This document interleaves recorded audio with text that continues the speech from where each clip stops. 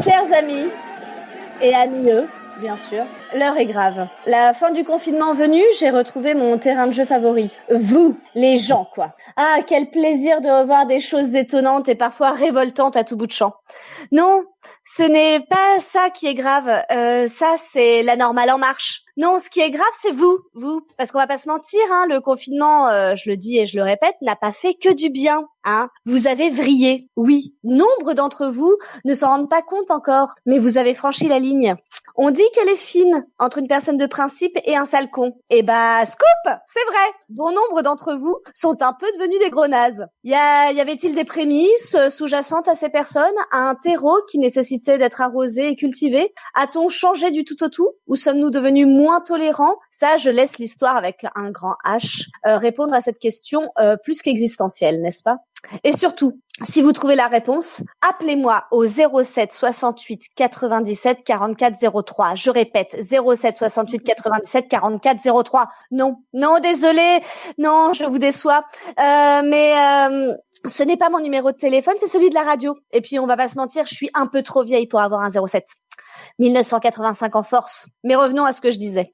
Oh putain, mais certains sont devenus des mines d'or. Des bons gros relous comme on les aime. Non, rassurez-vous, je n'aime pas les relous, mais j'aime entendre leurs histoires et les observer quand ils tombent dans mon giron. Et là, c'est un peu le festival, les amis. Feu d'artifice du 14 juillet, Waterloo ou l'armistice et compagnie. Seul problème, ça ne nous rapportera pas un jour férié. C'est un peu comme si la bombe atomique avait fusionné avec l'intelligence de Brigitte Bardot, l'intelligence d'Éric Zemmour et le mauvais goût vestimentaire de Michel Houellebecq. Ah bah, c'est du même niveau que la chauve-souris qui chie sur le pangolin, hein. Et on connaît tout ce que ça a donné. C'est moche. Vraiment, vraiment moche.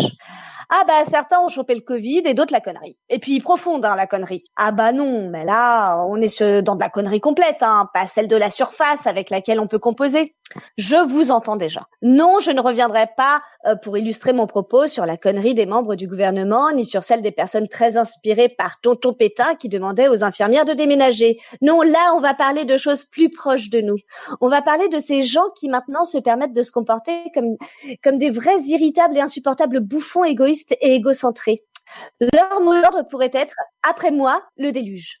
Bah non. Je ne te laisserai pas faire, mon cher petit débile aliéné par ta propre image et ta petite vie ridiculement pourrie. Et on dirait parce que tu n'es pas tombé malade que ça te donne tous les droits. Bon, déjà, désolé, hein, mais les droits et la liberté, on en a plus tant que ça, hein, rien que pour commencer. Et pour te finir, t'as pas fait la guerre non plus. On s'est pas fait bombarder, t'as eu de quoi bouffer, t'es resté tranquillement le cul posé sur ta petite chaise pendant que tu télétravaillais. Pardon du peu, mais j'ai connu plus héroïque. Les migrants ont plus de mérite et de courage que toi. Faut se réveiller. Et puis, ah là là.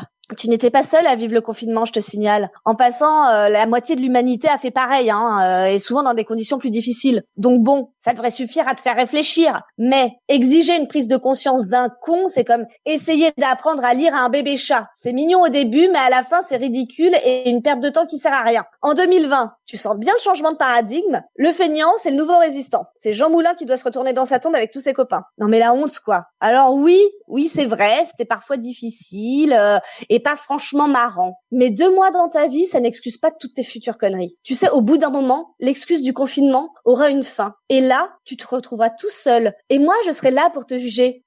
D'ailleurs, j'ai déjà commencé. Oups. Je suis parfois un peu en avance sur mon temps. Alors voilà. Cher vous, qui vous permettez de parler aux gens ou à vos amis parfois comme à des merdes, d'exiger au lieu de demander, essayez un peu de décoller vos yeux de votre nombril et de concerter les avis et de respecter un peu le collectif, composé de gens qui vous entourent, parce que quand je vous entends vous exprimer, j'ai franchement envie de vous en mettre une.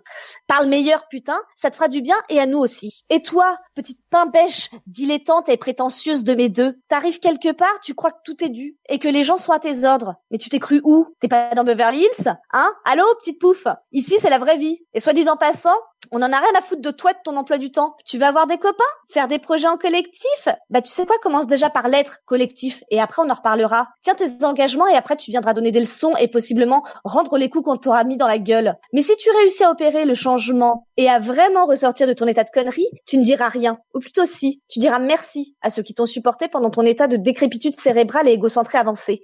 Une fois que ce gentil constat est posé, que peut-on faire lorsque l'on rencontre cette personne zombifiée par la connerie? J'aimerais enjoliver et vous dire que ce n'est qu'un état passager. Ah, malheureusement, je ne peux rien affirmer à ce stade de l'enquête menée avec beaucoup de sérieux et de preuves à l'appui. Donc, tristement, je dirais qu'on ne peut pas y faire grand-chose et puis perso, je vous conseillerais une fois ce comportement décelé de vous éloigner vite. Bah oui, je suis pas scientifique, mais à tous les coups, ça peut devenir contagieux. Vous l'aurez compris, cette semaine, j'ai eu de quoi m'énerver contre le monde entier. Un petit peu ici, un petit peu là. Ça faisait très longtemps que ça m'était pas arrivé. Mais merci. Grâce à vous, je me souviens maintenant de pourquoi j'ai commencé à écrire cette chronique. J'aurais aimé terminer sur une note plus positive et vous dire que les cons ne le restent pas tous. Mais malheureusement, et malgré l'espoir d'éveiller quelques consciences avec mes mots, je sais aussi qu'ils sont vains, car les cons ne se reconnaîtront pas. Et c'est justement ce qui les caractérise. Alors faites attention et gardez les gestes barrières, les vrais, je veux dire, ceux qui vous éviteront de devenir tout ce que je viens de décrire.